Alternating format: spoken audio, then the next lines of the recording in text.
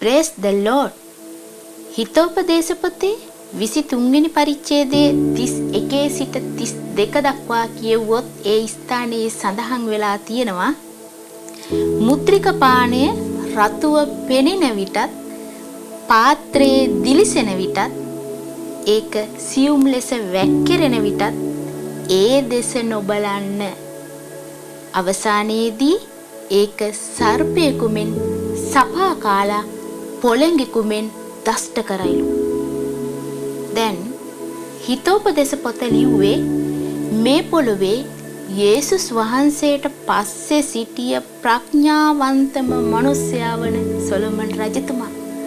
හරි අපූර්ව ගැඹුරු අදහසක් අපට මේකෙන් පෙන්වා දෙනවා. කොච්චර ගැඹුරුද බලන්න. ඒක කියනවා මුද්‍රික පානය එහෙමත් නැතිනම් මේ ඇබ්බැහිකමට ලොල් වෙන මිනිසයාට සිදුවන දේ. දැන් මෙතනදී කියනවද ඒ මුද්‍රික පානය රතුව පෙනෙද්දී ඒක පාත්‍රයේ දිලිසෙද්දී ඒක සියුම් ලෙස වැක්කිරෙද්දී ඒක බොන්න එපා එහෙමද කියන්නේ? නෑ. ඒක දෙස නොබලන්න බලන්න එපා. බැලුවත් අවසානයේදී සිදුවන්නේ සර්පයෙකු මෙන් හපා කාලා පොළඟෙකු මෙන් දෂ්ට කරනවලු. බැලුවත් ඇති. බැලුවට පස්සේ පුළුවන් මේ තෘෂ්ණාව ඔබගේ ඒ මනසට ඇතුල් වෙලා ඒක කරන කම්ම ඔබව පොළඹවන්න. දැන් බලන්න මේක බොන්න එපා නෙමෙයි කියන්නේ. බලන්නවත් එපා. බලන්න මේ ඇබ්බැහිකමට ආසාවන මිනිසයාට කුමක්ද සිදුවන්නේ? එයාගේ ශරීරයත් විනාශ වෙලා, එයාගේ මාංශයත් කාලා දාලා, එයාගේ ආත්මයත් නැත්තටම නැති වෙලා යනවා.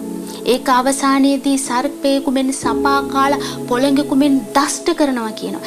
ඒක අපේ අභ්‍යන්තරයේ රුධිරය දක්වාම වේගවත්ව ඒ විස අභ්‍යන්තරයට ගමන් කරනවා. ඒකෙන් සිදුවන්නේ අපගේ ජීවිතේ විනාශ වෙලා යනවා. ඒ මදිවට අපගේ ආත්මයත් අපට අහිමි වෙනවා, නැති වෙලා යනවා. ඒක තමයි සාතන්ට ඕනේ. දැන් මේ තුලින්, මේ ඇබ්බැහිකම තුලින් අපේ ජීවිතයට කුමක්ද සිදුවන්නේ? අපගේ නිරෝගීකම නැතුව යනවා.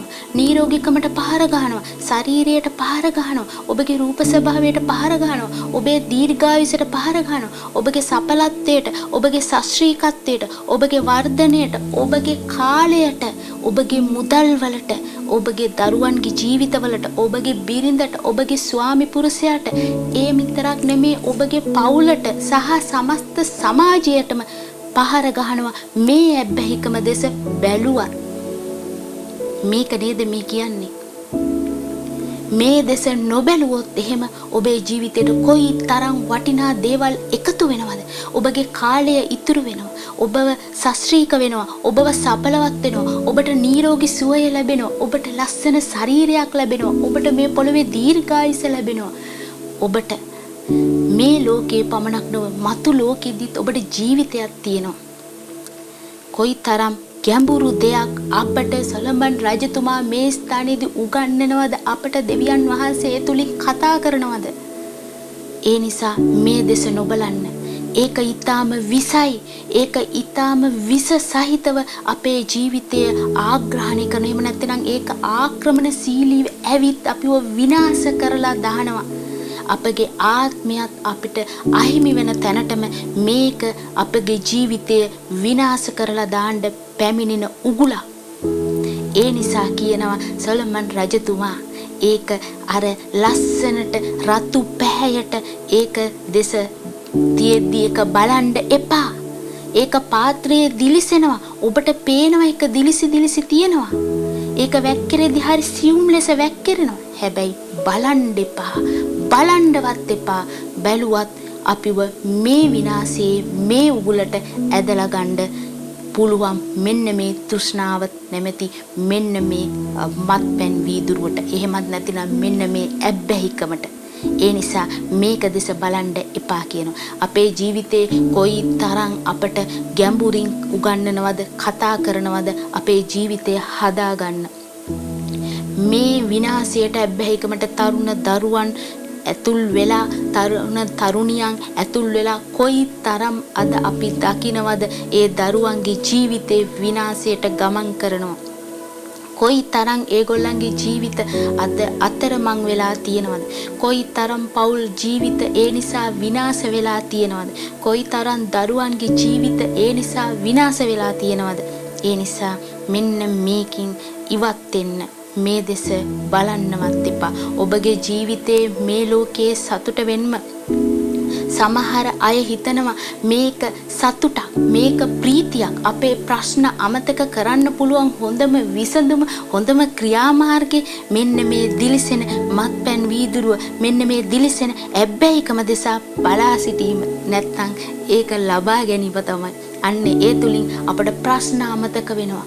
තවත් සමහර අය කතා කරනවා ඉන්නකම් අපි ජොලියේ ඉන්න ඕනේ කියලා. ඒ ජොලියේ ඉඳීම අපට තේරෙන්න වැටහෙද්දි අපි ගොඩාක් ප්‍රමාද වෙලා අපේ ශාරීරිය පවා අපට අහිමි වෙලා අපගේ ජීවිතේ පවා අහිමි වෙලා අපට මතු ජීවිතයක් පවා අහිමි වෙන තැනටම අපිපත් වෙනවා. ඒ නිසා අපි බුද්ධිමත් ප්‍රඥාවන්ත විදිහට අපි තීරණ ගන්න අවශ්‍යයි. ඒ නිසා අපේ ජීවිතය අපිට තමයි හදාගන්න පුළුවන්. අපට තමයි self control එක තියෙන්නේ. අපි තමයි ආත්ම දමනය කරගන්න ඕනේ. මේ විස දෙස නොබලා සිටීම තුලින් අපට ලැබෙන වරප්‍රසාදේ කොයිතරම්ද? කෙනෙක් හිතනවා නම් මේක ප්‍රතික්ෂේප කිරීම එයා හරියට අර නිවටේ ගානටපත් වෙනවා සමාජයේ කියලා. අන්න ඒක වැරදි අදහසක්. මේක දෙස නොබලා සිටීමත් ඔබ කරන ඔබගේ ජීවිතේ ගෞරවාන්විතභාවයක්. එහෙමත් නැතිනම් නිර්භීතකම.